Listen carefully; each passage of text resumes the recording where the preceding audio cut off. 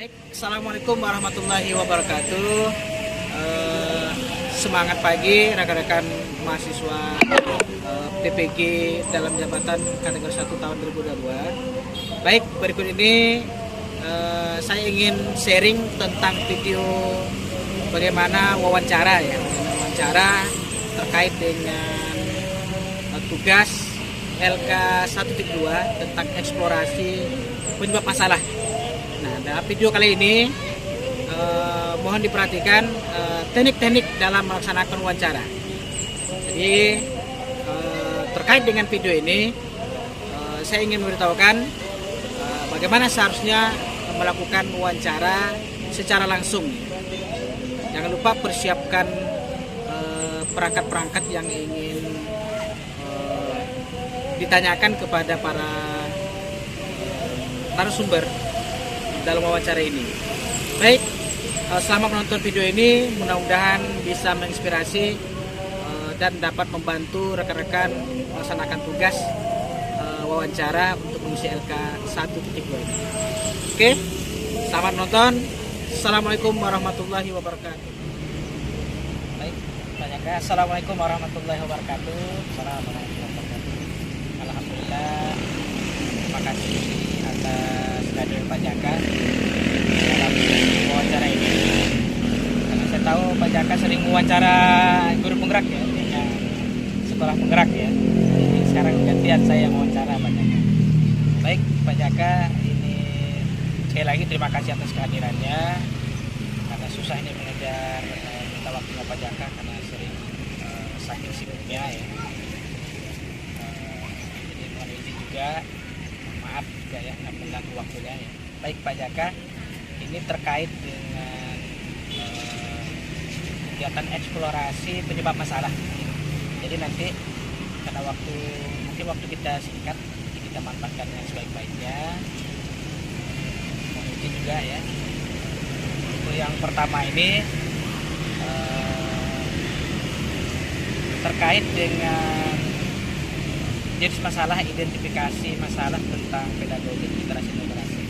Dalam ini saya mengambil identifikasi masalah tentang rendahnya pencapaian hasil belajar siswa dalam materi IPA terkait dengan konsep-konsep ilmiah dan juga konsep-konsep numerasi terutama pada konsep-konsep fisika ya. Menurut Pak Jaka ya, selaku pakar, ya saya anggap pakar pendidikan, apa kira-kira yang menjadi penyebab rendahnya hasil belajar? Oke, baik, terima kasih Pak Rudi atas kesempatannya. Kita sharing saja ya. Jadi saya bisa menunjukkan penyebab rendahnya hasil belajar sebenarnya sih banyak faktor dari siswa itu sendiri bisa ataupun dari segi gurunya, bisa saja dari gurunya. Apakah guru sudah dalam setiap pencapaian tujuan pembelajaran, apakah di sana sudah mencapai berapa persen ya? Jadi kalau konsep IPA memang harus dekat dengan kehidupan siswa. Antara konsep yang mereka siswa punya, misalnya dengan konsep dalam kehidupan sehari-hari itu harus saling berhubungan. Kaitan antar konsep itu harus jelas sehingga mereka dengan mengalami sendiri konsep yang ada di ilmuwan yang dalam pembelajaran di kelas dengan konsep kehidupan sehari-hari itu harus sinkron, harus nyambung. Sehingga dalam hubungan itu kalau kita hubungkan terkait erat antara hubungan pembelajaran di kelas dengan kontekstual di kehidupan sehari-hari, mungkin siswa dalam hal ini ingatannya, retensi ingatannya itu kan semakin kuat, sehingga nyambung antara pembelajaran di kelas dengan kehidupan sehari yang mereka alami atau yang mereka temukan.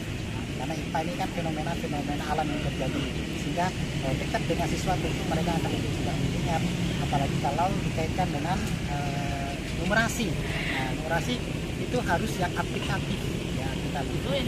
Nah, bisa saja dari faktor dulunya bagaimana dia menggunakan media-media yang mudah dipahami, penggunaan media pembelajaran, kemudian mengkaitkan dengan kehidupan sehari-hari, kemudian mungkin juga berbasis TIK, sehingga sinkron antara siswanya, kemudian gurunya, metodenya bisa juga lari kemudian. Jadi banyak faktor sebenarnya.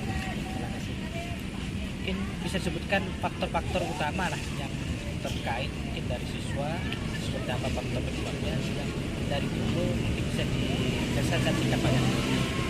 Oke, baik. Mungkin dari segi siswa sebenarnya terkait sekarang dengan pembelajaran diferensiasi, Pak. Itu jelas sekali bahwa siswa harus tumbuh kembangnya harus sesuai dengan programnya, sehingga apa yang mereka pelajari mereka menyenangi sesuai dengan minat mereka. Mungkin guru harus menghubungkan itu juga ya, minat siswa ketika belajar kita jadi sangat selaras dengan apa yang mereka sukai dan apa yang mereka pelajari itu nyambung. Nah, kemudian guru juga harus melek literasi, melek teknologi. Dari guru bagaimana dia memberikan supaya anak bisa belajar di dalam kelas, bisa dengan tadi media, kemudian media pembelajaran itu memang harus dikuasai oleh guru. Guru tidak mau harus belajar hal-hal baru, dan dia harus merefleksi dirinya hari yang mana yang dia kurang, dan dia harus belajar itu supaya satu dia sesuai dengan tuntutan zaman, karena kita harus sesuai dengan zamannya sekarang. Literasi numerasi menjadi bagian yang tujuan akhir. Kemudian di kurikulum merdeka sekarang terkait dengan profil pelajar Pancasila, nah itu memang sangat kompleks, sehingga guru harus selalu belajar belajar hal-hal baru di dunia pendidikan, sehingga dia tidak tertinggal. Perubahan adalah suatu keharusan baik dari segi supaya tidak ketinggalan. Oke, terima kasih Pak Jaka. Ini faktor-faktor yang eksplorasi ya, dari faktor guru ya, guru memang harus kreatif dan inovatif terkait dengan model dan media pembelajaran, terutama bisa kalau dikaitkan dengan media berbasis pendidikan. Oke Pak Jaka. Kemudian Pak Jaka ini terkait dengan kesulitan belajar siswa. Ini saya mengambil dua poin yang terkait dengan IPA. Yang pertama, mereka kesulitan mempelajari materi-materi yang terkait dengan numerasi, terutama dalam hal ini kompetensi susu maupun yang terkait dengan konsep-konsep fisika. Kemudian juga terkait dengan istilah-istilah ilmiah, terutama pada materi-materi struktur organ pada manusia dan juga pada tumbuhan. Nah, kira-kira apa sih yang menurut Pak Jaka faktor penyebab siswa merasa kesulitan mempelajari dua poin ini? Oke, baik. Terkait dengan numerasi tadi ya, ini kalau kita kaitkan dengan kehidupan sehari-hari, jadi bahkan tidak mesti dalam tanda kutip perhitungan ya, tidak secara fisisnya gitu. Kalau kita kan ada fisika kiri, kalau fisika kiri sebenarnya dari pengertian konsepnya kita bisa berikan menjadi fisisnya, bukan hanya tentang hitungan ini, tapi bagaimana hitungan itu secara simbol juga gitu, terkait dengan pembelajaran yang terkait dengan simbol-simbol tadi, simbol-simbol yang asing ataupun penamaan istilah-istilah memang harus sering-sering dibaca, kemudian sering-sering dipahami oleh siswa supaya mereka familiar terkait dengan istilah-istilah dalam IPA itu. Nah, jadi memang pembiasaan itu memang harus pembelajar selalu istilahnya ada ulangan-ulangan dalam penggunaan istilah-istilah, kemudian mungkin guru bisa berinovasi, berkreativitas bagaimana membuat pembelajaran agar bahasa-bahasa istilah itu menjadi familiar bagi anak-anak kita ketika pembelajaran di kelas. Oke. Berarti ini semuanya kembali ke guru ya? Betul. Bagi guru dalam mencoba memilihkan strategi yang tepat untuk mengatasi dua poin tersebut. Terima kasih banyak. Baik, untuk selanjutnya Pak Jaka, ini terkait dengan kemampuan guru dalam menerapkan pembelajaran HOTS di kelas. Kita tahu bahwa pembelajaran HOTS ini kan ada pembelajaran project based learning, discovery, wiring, dan problem learning. Nah, di sini saya mengambil poin bahwa pembelajaran HOTS ini belum diterapkan, artinya belum diterapkan secara maksimal oleh guru-guru ya. Mungkin menurut Pak Jaka, apa yang menjadi penyebab sehingga guru-guru masih terbatas kemampuannya dalam melaksanakan pembelajaran HOTS?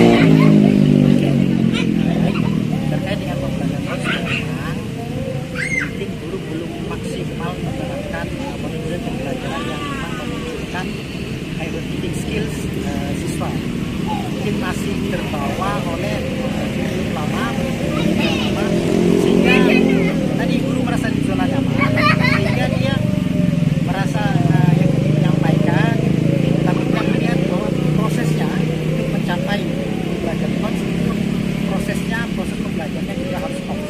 Yang tadi yang Bapak sebutkan, pembelajaran GPL, JBL, project based, discovery maupun inquiry. Tapi kalau memang betul-betul diterapkan dan pembiasaan yang intens ke siswa, itu sebenarnya bisa mencapai HOTS tadi. Kita sekarang guru-guru banyak masih mengandalkan di pemahaman saja, sementara tuntutan kurikulum dia harus bisa menganalisis segalanya. Ini lebih ke HOTS. Jadi guru memang harus memulai sejak dini, apapun hasilnya dia harus memulai pembelajaran yang memunculkan tadi, pembelajaran HOTS. Apalagi sekarang tambah lagi dengan pembelajaran berdiferensiasi. Jadi klop lah kalau memang itu diterapkan gitu. Mudah-mudahan pemahaman guru seperti itu apa yang telah dicanangkan kemarin di pendampingan kurikulum K13, memang betul-betul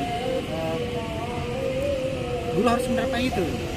Nah, sempat tadi ada kegiatan tadi saya juga menanyakan kepada guru apakah sudah familiar dengan GPL. Masih banyak yang bingung Pak. Nah, mungkin kita lain memang di situ. Guru masih selama ini masih berada di zona nyaman, apa yang dia yakini dia bisa menerapkan, cuman tetap tadi masih belum maksimal diajarkan sekolah-sekolah kita. Itu terkait dengan pembelajaran HOTS. Berarti memang guru memaksimalkan kemampuan siswa itu mulai dari C4, C5, C6 ya. Kita berpikir tingkat tinggi. Oke Pak Jaka. Yang terakhir Pak Jaka, dan ini terkait dengan kemampuan guru dalam memanfaatkan teknologi ya. Baik itu sebagai media pembelajaran maupun sebagai evaluasi pembelajaran. Nah, dimana kita tahu bahwa guru-guru masih kemampuannya masih terbatas. Jadi menurut Pak Jaka, kira-kira apa faktor penyebabnya sehingga guru-guru ini masih memiliki kemampuan yang terbatas untuk memanfaatkan teknologi informasi TIK ini ya, sebagai media maupun sebagai evaluasi pembelajaran? Baik Pak, bisa jadi Pak, karena kita ini kan wilayah kita ini kan kompleks, ada yang di daerah perkotaan dengan sarana prasarana lengkap. Kemudian ada juga guru-guru yang berada di jangkauan sinyal, kemudian sarana di sekolah yang tidak mencukupi, itu juga sedikit kendala gitu. Sebenarnya guru bisa mampu, tapi karena kendala sinyal, kemudian kendala perangkat dan sebagainya, ini menjadi penghalang juga bagi guru. Tapi kita tidak boleh menutup mata karena memang tuntutan sekarang apalagi 13 gitu Merdeka, memang tuntutan itu harus diwajibkan, apalagi ya, sekarang ada platform Merdeka Mengajar, memang menggunakan berbasis IT semua sehingga semua bisa mengakses. Jadi mungkin guru-guru harus juga mencoba itu bagaimana mengatasi ketika sinyalnya kurang, tidak mendukung gitu, atau perangkat pembelajarannya yang masih belum bisa digunakan di sekolah. Bisa saja gitu ya, karena sekarang AMBK itu kan wajib di setiap sekolah. Nah, karena ada AMBK itu kewajiban wajib, sehingga ada sekolah-sekolah yang memang sinyalnya kurang bagus tapi mengupayakan apakah menggunakan PHP, kemudian misalnya ada bakti yang dari pemerintah Bakti itu, aksi. bakti aksi itu, nah itu bisa digunakan, tinggal gurunya saja lagi. Nah, apakah gurunya ini mau, tentunya banyak pekerjaan yang harus dilakukan, misalnya dengan penilaian berbasis Google Form, kemudian apa lagi yang berbasis ini penilaian online itu kayak Form, nah Google Form, kemudian banyaklah ya jenisnya itu ya, lupa saya mana ini. Jadi tergantung lagi kepada gurunya.